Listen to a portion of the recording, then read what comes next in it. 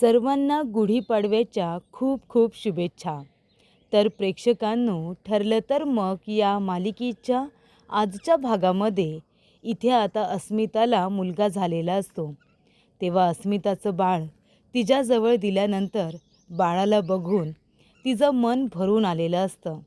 इतकं गोड गोंडस बाळ जन्माला आल्यामुळे सर्वांना खूप जास्त आनंद झालेला असतो. घरातले सगळेजण तिला भेटायला आलेले असतात. कल्पना आपल्या मुलीला मिठी मारते आणि म्हणत असते, किती गोंडस बाळ आहे ग.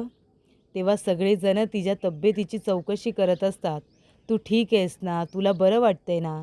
प्रताप काका म्हणतात, अस्मिता, बाळा थकवा जाणवतोय का? तेव्हा अस्मिता म्हणते, हो थोडा. पण इतका सुंदर आनंद बघितल्यानंतर थकवा तर निघूनच गेला. त्यानंतर इथे कल्पना बाळाला घेते. अस्मिता म्हणत असते, काय मग मम्मा डॅड, आजी आजोबा बनून कसं वाटतंय? तेव्हा इथे कल्पना म्हणते, हो ग बाई, खूप छान वाटतंय. तेव्हा प्रताप काका म्हणतात, अगं आमचं जाऊ दे, तुला आई होऊन कसं वाटतंय? ती म्हणते, खूप छान वाटतंय. त्यानंतर तिची नजर सचिनला शोधत असते. इकडे तिकडे बघत असते. सायली म्हणते, अस्मिताताई, तुम्ही कुणाला शोधताय हे आमच्या लक्षात आले. पण हे बघा, जे आपल्या हातात नाही त्याचा विचार करू नका. जे आता तुमच्याजवळ आहे त्याचा विचार करा. आता तुम्ही बाळाचा विचार जास्त केला पाहिजे, त्याची काळजी घेतली पाहिजे, बरोबर ना? आता तुम्ही बाळाचा जास्तीत जास्त विचार करा. तेव्हा इथे अर्जुन विषय बदलण्यासाठी म्हणतो, अरे काय हे, मगापासून तुम्हीच बाळाला घेतले, मामाकडे सुद्धा द्या ना, मला पण बाळाला घ्यायचं आहे.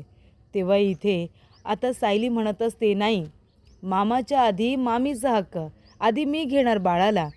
तेव्हा इथे सायली आधी बाळाला घेते.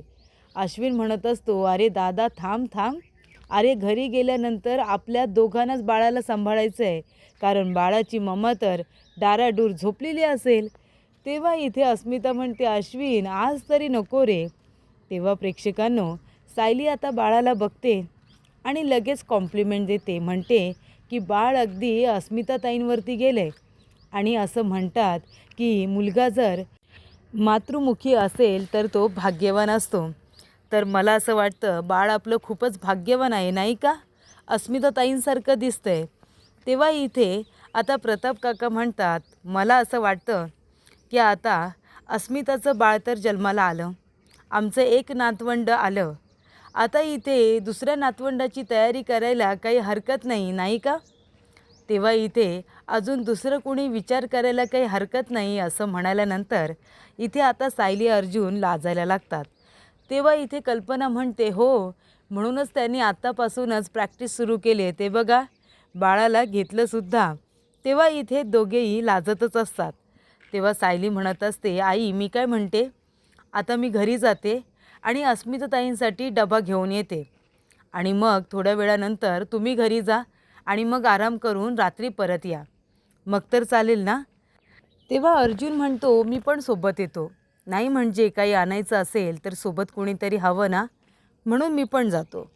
तर इथे प्रतिमा सारखी सायलीला फोन करत असते, पण सायली फोन उचलत नाही, कल्पना फोन उचलत नाही. ती विचार करत असते. प्रतिमा म्हणत असते की ह्या दोघीजणी फोन का उचलत नाही आहेत? तेव्हा तिथे येतात रविराज काका. ते म्हणतात, काय गं प्रतिमा, काय झालं, कसला विचार करतेस? तेव्हा प्रतिमा म्हणते, अहो बघा ना, इथे सायली मला म्हणाली होती की फोन करेन म्हणून, पण तिचा फोनच आलेला नाही आज, तिचा फोन लागत नाही आहे. म्हणून मी फोन केला कल्पनाला, तीसुद्धा फोन उचलत नाही आहे. घरी सगळं काही ठीक असेल ना? तेवढ्यातच इथे प्रताप काकांच्या मोबाईलवरून फोन आलेला असतो. तेव्हा प्रतिमा फोन उचलते आणि म्हणते, हां प्रताप, बोल रे. तेव्हा कल्पना म्हणते, अगं प्रतिमा, मी कल्पना बोलते. अगं आनंदाची बातमी सांगायला फोन केला आहे. अगं मी आजी झाले, आपल्या अस्मिताला मुलगा झाला. तेव्हा प्रतिमा म्हणते, काय, खूप आनंदाची गोष्ट आहे, पण कधी तिला कळा सुरू झाल्या, काही बोलला नाहीत. कल्पना म्हणते, ती खूप मोठी स्टोरी आहे, तू बाळाला बघायला आल्यानंतर तुला सविस्तर सांगेन. तर इथे प्रिया खूप खुश असते. प्रिया म्हणत असते, काय चाललं असेल हॉस्पिटलमध्ये? ती अस्मिता गचकली असेल का? मेली असेल अस्मिता? की बाळ मेलं असेल. जाऊ दे, कुणी का मरेना, फक्त अर्जुन सायली त्या सगळ्यामध्ये गुंतून राहिले पाहिजे. बाळ मेलं तर त्यांना इतका धक्का बसेल की कुणीही मान वरच काढू शकणार नाही. आणि अस्मिता गचकली तर तर तर काय, माझ्या विरोधात पुरावे गोळाच होणार नाहीत. तेव्हा इथे आता प्रिया अश्विनला फोन करत असते. आधी तो फोन उचलत नाही. ती म्हणते वा, रडारड सुरू असेल. आणि तेवढ्यात अश्विनने तिला कॉलबॅक केलेला असतो. तेव्हा प्रिया इथे उदास चेहरा करून आणि इथे दबक्या आवाजात म्हणत असते, काय रे अश्विन, काय झालं, कशी आहे आपली अस्मिता, सगळं काही ठीक आहे ना? तो बोलतो, सगळं काही ठीक, अगं मस्त आहे, मस्त, अस्मिता ताई पण मस्त आहे आणि बाळ पण मस्त आहे, अस्मिता ताईला मुलगा झाला. ती म्हणते काय, नाही म्हणजे हो का, अरे वा, खूपच छान, अस्मिता आणि बाळ दोघेही ठीक आहेत ना रे? तो म्हणतो, अगं हो हो, दोघेही ठीक आहेत, खूप छान आहेत. तेव्हा इथे ती आता चौकशी करून फोन ठेवते आणि म्हणते, अरे देवा, इथे अस्मिताला मुलगा झाला म्हणून सगळ्यांना किती आनंद झाला असेल. आता तर काय, आनंदाच्या भरात अर्जुन सायली माझ्या विरोधामध्ये अजून जोमाने काम सुरू करतील पुरावे गोळा करण्यासाठी, असं आता प्रिया म्हणते. तेव्हा इथे अर्जुन सायली दोघेजणं जायला निघालेले असतात. सायली म्हणते, बाळाचा जन्म झाला, सगळं काही सुखरूप झालं, मला किती आनंद झाला आहे म्हणून सांगू. लहान मूल घरात आल्यानंतर घरातलं वातावरणच बदलतं नाही का? तेव्हा इथे अर्जुन म्हणतो, अगदी बरोबर, बाळ तर छान जन्माला आलं, सगळं ठीक झालं, पण मला टेन्शन तर आहेच. म्हणजे टेन्शन या गोष्टीचं आहे की तो सचिन, एवढं सगळं घडलं आणि तो फोन स्विच ऑफ करून कुठेतरी गायब झाला आहे. बिचारी अस्मिताताई एवढं सगळं होऊनसुद्धा त्याची वाट बघते. तेव्हा सायली म्हणते, मी काय म्हणते, तुम्ही फोन करा ना सचिन भाऊजींना. हे बघा, किती काहीही झालं असलं तरी आज ते बाळाचे बाबा आहेत, त्यांना सांगायला नको का? तुम्ही फोन करा बरं. अर्जुन फोन करत असतो आणि म्हणतो, कुठे फोन उचलतोय तो, बघ अजून फोन त्याचा स्विच ऑफ आहे. अगं तो कसला बाबा गं, नुसता जन्म दिला म्हणून बाबा होता येत नाही. त्या बिचाऱ्या बाळाचा जन्म झाला आहे आणि तो माणूस एका दुसऱ्या मुलीबरोबर, त्याच्या गर्लफ्रेंडबरोबर कुठेतरी फिरतोय, छान मजा मारतोय आणि फोन स्विच ऑफ करून ठेवला आहे. आणि त्याला बाबा म्हणायचं का? अजिबात नाही. आता तर मी त्याची सावलीसुद्धा अस्मिताई आणि अस्मिताईच्या बाळावरती पडू देणार नाही आहे. मी त्याला हकलून देणार आहे. जिथे कुठे भेटेल ना त्याला मारून पोलिसांच्या ताब्यात देणार आहे, असं आता अर्जुन सायलीला म्हणतो. तेव्हा इथे आता सचिन बसलेला असतो. त्याला आठवत असतं कशा पद्धतीने साक्षीने त्याला मारलं, कशा पद्धतीने अस्मिताचा नवरा असल्यामुळे जाब विचारला, या सगळ्या गोष्टी त्याला आठवत असतात. तेवढ्यातच तिथे आता ती साक्षी आलेली असते त्याच्यासाठी ब्लॅक कॉफी घेऊन. ती म्हणते, सॉरी घरामध्ये दूध नाही आहे म्हणून मी आपल्यासाठी ब्लॅक कॉफी केली आहे. ती म्हणत असते, आता आपण इथे आलोच आहे, थोडा वेळ थांबूया का प्लीज, थोडा वेळ. तो म्हणतो, हो ठीक आहे थांबूया.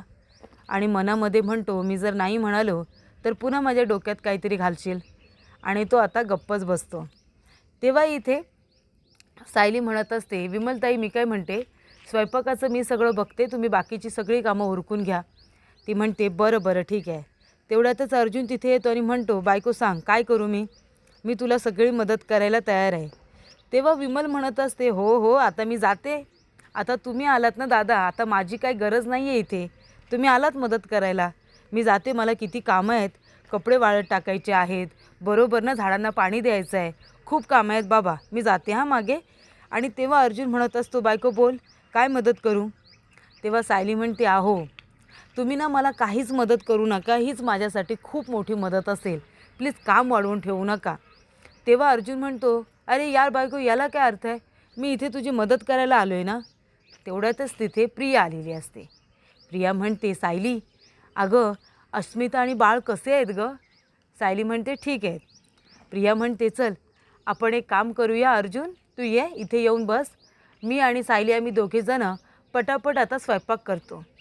तेव्हा अर्जुन म्हणतो, तुला मदत करायची आहे का सायलीची, जा आणि विमलला मदत कर, कामच करायचं आहे ना तुला, जा विमलला कपडे वाळत टाकायला मदत कर जा. तेव्हा इथे आता सायली म्हणते, तुम्हाला पण कामच करायचं आहे का. अर्जुन म्हणतो, हो सांग मी काय करू. सायली म्हणते, हे गाजर घ्या आणि कोशिंबीरसाठी किसून ठेवा, हे घ्या गाजर कोशिंबीरसाठी किसून ठेवा. तेव्हा तो आता गाजर किसायला लागतो. आणि त्याच्यानंतरला इथे सायलीला आठवत असतं ज्या वेळेला इथे आता सचिन आणि त्याच्या गर्लफ्रेंडला कल्पनाने आणि अस्मिताने बघितलं होतं ना, तेव्हा त्याने मिठी मारली होती, तिला किस केलं होतं, ते सगळं आता साईडला आठवतं. आणि जेव्हा ही गोष्ट सगळ्यांसमोर येते तेव्हा अस्मिता त्याला जाब विचारत असते, म्हणत असते की उत्तर दे, का केलंस तू असं, उत्तर दे. तेव्हा इथे अर्जुन म्हणतो की मी तुला संधी दिली होती सुधारण्याची, पण तू सुधारला नाहीस, तू पुन्हा माझ्या ताईला फसवलंस. का केलंस असं, सांग, का केलंस असं, प्रॉमिस केलं होतंस ना तू. तेव्हा अस्मिता म्हणते, म्हणजे अर्जुन तुला हे सगळं आधीपासून माहिती होतं. तेव्हा अर्जुन म्हणतो, हो अस्मिताई, याला मी सुद्धा एका कॅफेमध्ये एका मुलीबरोबर बघितलं होतं.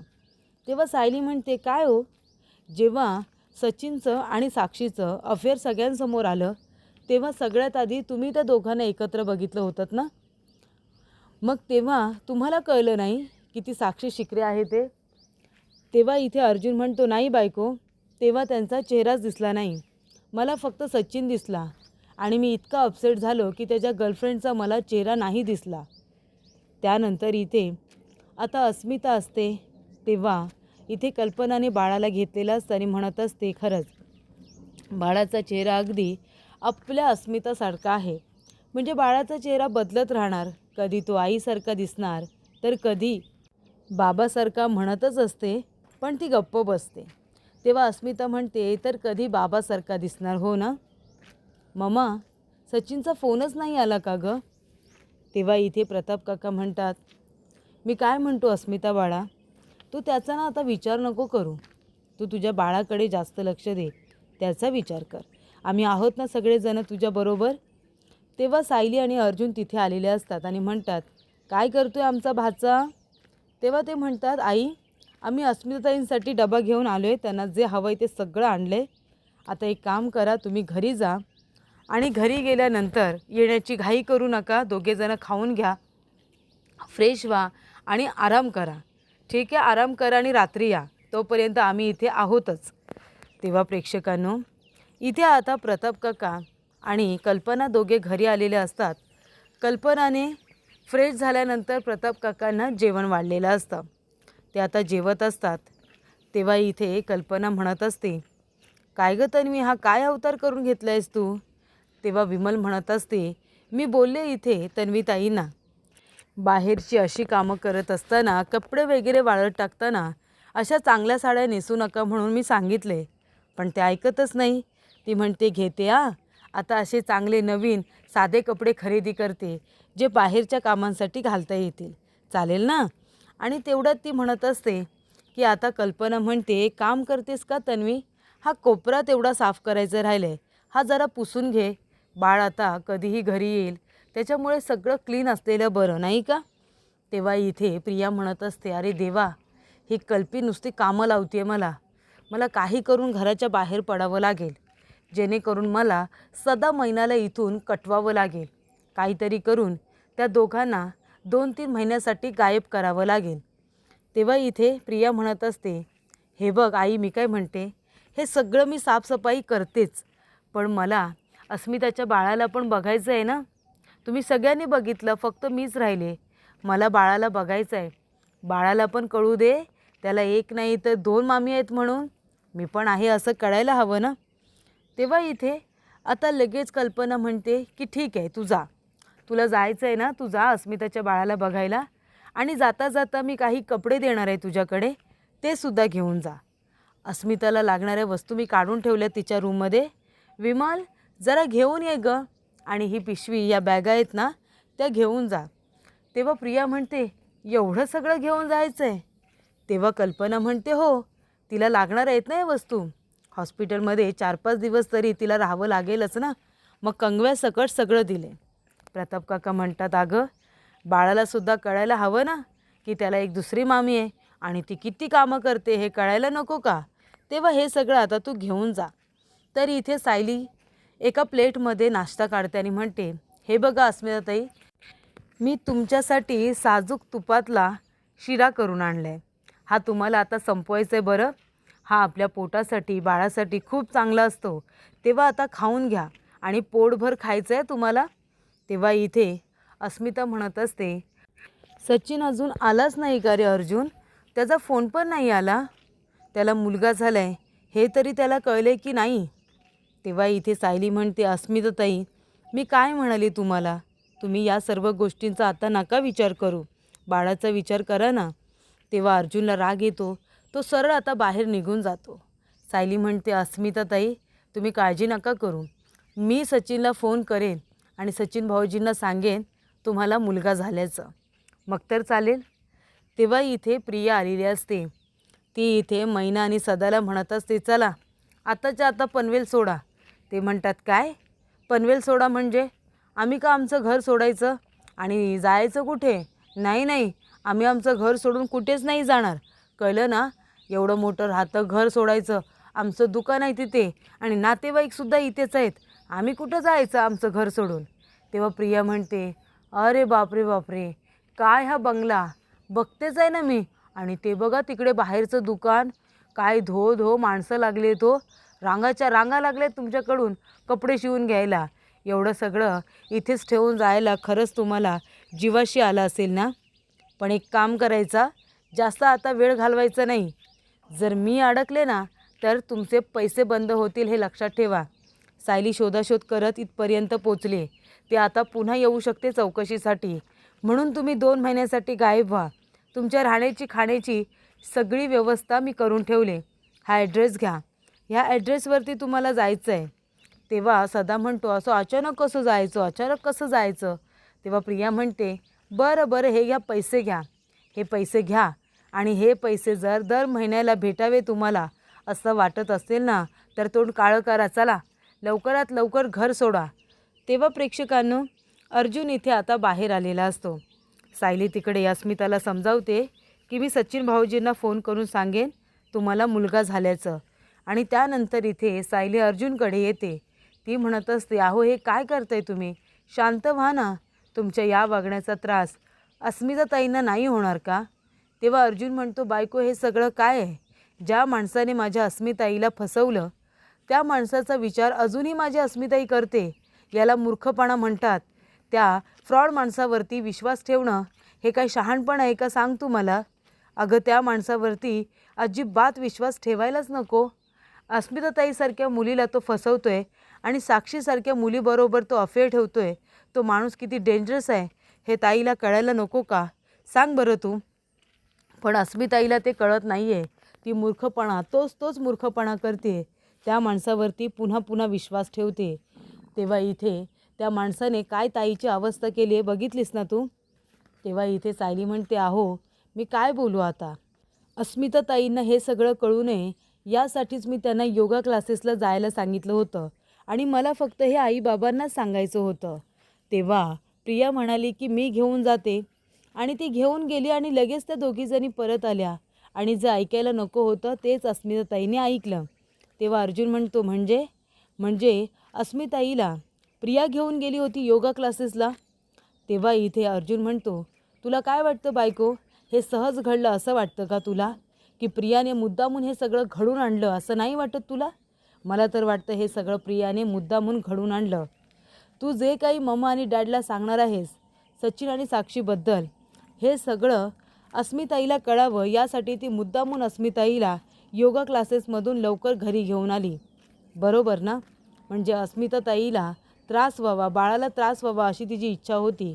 कारण का, तिचा हेतू काय होता, तर इथे अस्मिताईला किंवा बाळाला त्रास झाला तर आपण तिच्या विरोधातले पुरावे गोळा करणार नाही, आपण तिचा जास्त विचार करणार नाही असं वाटलं होतं तिला. आणि म्हणूनच तिने इथे बाळाचा आणि अस्मिताईचा सुद्धा विचार केला नाही. आपल्याला डिस्ट्रॅक्ट करण्यासाठी ती अस्मिताई आणि बाळाच्या जीवाशी खेळली असं इथे अर्जुन आता म्हणतो. ह्या प्रियाला तर मी सोडणार नाही. तेवढ्यातच तिथे प्रिया आलेली असते आणि प्रियाचा सँडीला धक्का लागलेला असतो. सँडी तिथे काम करत असतो. तो म्हणतो, अरे प्रिया तू इथे. प्रिया म्हणते, सँडी तू इथे सहज भेटलास की पाठलाग करतोयस माझा अजूनही. सँडी म्हणतो, मी असं का करेन. तेव्हा प्रिया म्हणते, मी श्रीमंत घरातली सून झाली आता, हे तुला बघवत नसेल ना म्हणून.